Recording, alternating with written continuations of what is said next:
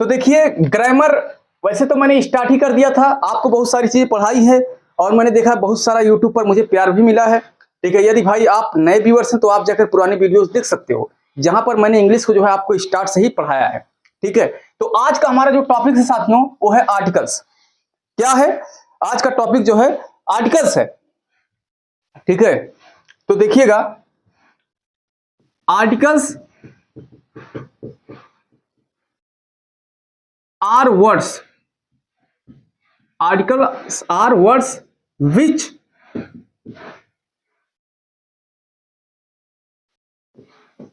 define a noun as definite or indefinite। ध्यान दीजिएगा भाई, definite or indefinite।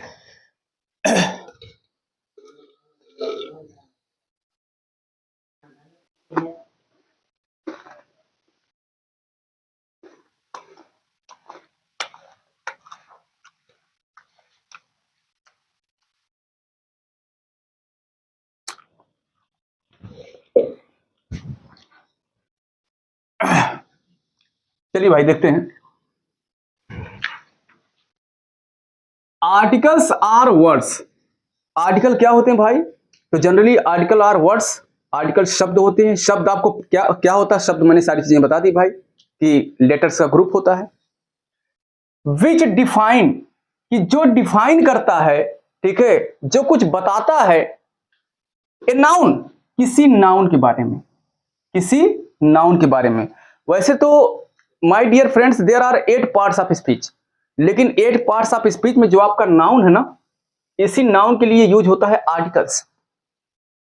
कभी भी आपसे सामान्य तौर से पूछा जा सकता है कि articles are used for which type parts of speech, so your answer will be noun. ठीक है, तो articles are words which define a noun as definite. ठीक है, कि वो डिफिनिट है नाउन कि इनडिफिनिट है। आपका नाउन डिफिनिट है या इनडिफिनिट है, इस चीज को डिफाइन करने के लिए भाई किसका निर्माण किया गया? आर्टिकल्स का। किसका निर्माण किया गया? आर्टिकल्स का। ठीक है, चलिए, और मैं आपको यह भी बता दे रहा हूं कि इन्हीं के आधार पर, ठीक है, आर्टिकल्स जो है आपका 2 प्रकार का होता है, यानी कि there are 2 major types of articles. ठीक है, देखिए आप कह सकते हो भाई कि डिफिनिट आर्टिकल, क्या सकते हो भाई? Definite article. और नंबर 2 है आपका इनडिफिनिट आर्टिकल। Indefinite article. बताइए मजा आ रहा है क्लास में कि नहीं आ रहा भाई? मजा आ रहा है क्लास में कि नहीं आ रहा है भाई? कि शाख से टूट जाए वो पत्ते नहीं हम, शाख से टूट जाए वो पत्ते नहीं हम, और आंधियों से कह दो कि औकात में रहे। आंधियों से कह दो कि औकात में रहे मेरे भाई। जब मैंने कहा कि आर्टिकल्स क्या होता है तो आपको बताया गया कि articles are words. Articles words होते हैं। आपको सिर्फ क्लास में ही याद करना है भाई, क्लास के बाहर नहीं याद करना है। मैं ये नहीं कहता कि आप मेरा वीडियो देखिए इसके बाद जाकर बैठ कर नोट्स बनाइए, तो ये सब तीना पाचा नहीं करना मेरे भाई।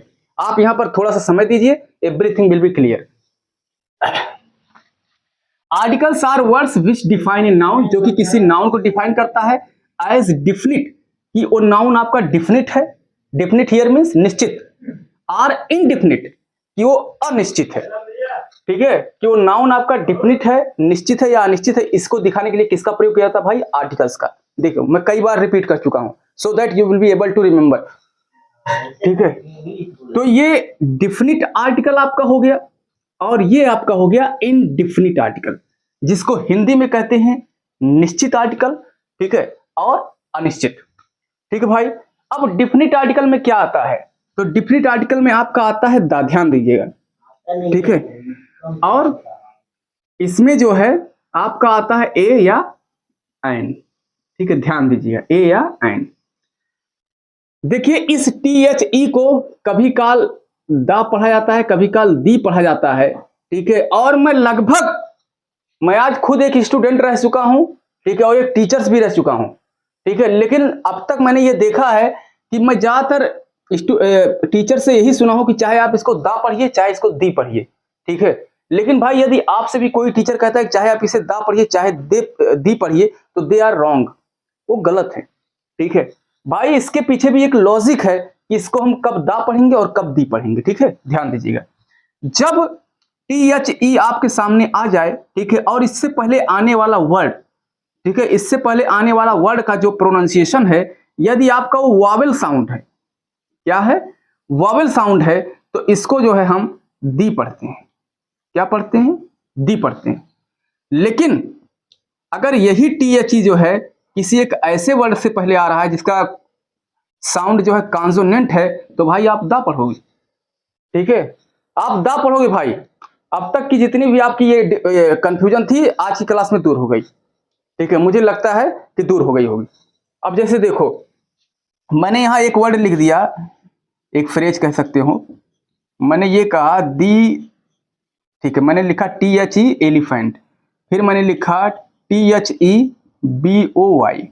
ठीक। अब बताओ, अब यहां हम लोग एलिफेंट देख रहे हैं, इसका पहला लेटर जो है ये वोवेल, ठीक है, वोवेल साउंड दे रहा है, तो इसका मतलब ये जो THE हुआ इसको हम दी पढ़ेंगे। क्या पढ़ेंगे? दी पढ़ेंगे। तो आप कह सकते हो कि दी एलिफेंट, दी एलिफेंट। लेकिन जो THE बॉय लिखा है इसे आप दी बॉय पढ़ोगे तो गलत हो जाएगा भाई, ठीक है, इसको आपको पढ़ना है द बॉय। क्या पढ़ोगे? द बॉय, ठीक है। अब देखिए, अब आपको कोई नहीं फंसा सकता, ना तो आपके स्टूडेंट ही आपको फंसा सकते हैं और ना ही आपके टीचर्स ही आपको फंसा सकते हैं, ठीक है। तो जो चीजें हो उसको क्लियर करते चलिए ना, हम इस बात पर क्यों छोड़ दें कि ऐसे ही होता है या चाहे जैसे पढ़ो, ठीक है। हर चीज के पीछे भाई कुछ ना कुछ कॉन्सेप्ट होता है, लॉजिक होती है, ठीक है। बट डजेंट मैटर, उम्मीद करता हूं कि ये चीज आपको समझ में आया होगा, ठीक है। और देखिए, ए और एन की बात करूं भाई तो दोनों का मतलब होता है एक, दोनों का मतलब क्या होता है? एक। जब किसी व्यक्ति या वस्तु की संख्या मात्र एक होती है तो वहां पर आपको ए या एन का प्रयोग किया जाता है, ठीक है। अच्छा, आप सोचोगे कि सर जी THE का मतलब आपने नहीं बताया, ठीक है। देखो भाई, इसका भी मतलब होता है वह, या फिर आप कह सकते हो वही, सेम, ठीक है, यानी वही सेम। अगर मैं कहूं कि आई सा ए बॉय, मैंने एक लड़का देखा, तो लड़का इस समय मेरे लिए भाई है इंडिफिनिट, लड़का मेरे लिए यहां पर है इंडिफिनिट, इसलिए मैंने यहां आर्टिकल लगाया है इंडिफिनिट। तो आई सा ए बॉय, मैंने एक लड़का देखा, मैंने एक लड़का देखा, कोई एक ऐसा लड़का देखा जो मैंने इससे पहले नहीं देखा था। लेकिन अगर मैं कहूं कि आई सा द बॉय, कि मैंने वही लड़का देखा भाई, वही लड़का देखा, सेम लड़का देखा, ठीक है। आई सा द बॉय, मैंने वही लड़का देखा, हु वॉज माई स्टूडेंट, जो मेरा विद्यार्थी था, जो मेरा विद्यार्थी था। इसका मतलब ये लड़का जो है भाई आपके लिए डिफिनिट हो गया, और इसीलिए आपने डिफिनिट आर्टिकल लगाया, क्योंकि ये लड़का जो है पहले भी आपका विद्यार्थी रह चुका है, ठीक है। तो हमने ये देखा कि डिफिनिट आर्टिकल और इनडिफिनिट आर्टिकल, ठीक है, इसको मैं इरेज करके इसके बारे में और भी चर्चा करूंगा, ठीक है। और मैं ये साथियों वादा नहीं विश्वास साथ कह रहा हूं कि जिस विद्यार्थी ने मेरी वीडियो देख ली, फिर मैं कहता हूं साथियों, फिर कभी आपको दिक्कत नहीं पड़ेगी, फिर आपको कभी दिक्कत नहीं पड़ेगी, फिर आपने ये नहीं कहोगे कि मतलब अच्छे सर ने पढ़ाया यार मुझे समझ में नहीं आया, कि आसमान पर बादलों की तरह छा जाओ, आसमान पर बादलों की तरह छा जाओ और घर से निकले हो तो मंजिल को पा जाओ, और रोकता जमाना हर उभरने वालों को, रोकता है जमाना हर उभरने वालों को, अगर खुद पे यकी है तो जमाने पर छा जाओ साथी, अगर खुद पे यकी है तो जमाने पर छा जाओ मेरे साथी, ठीक है।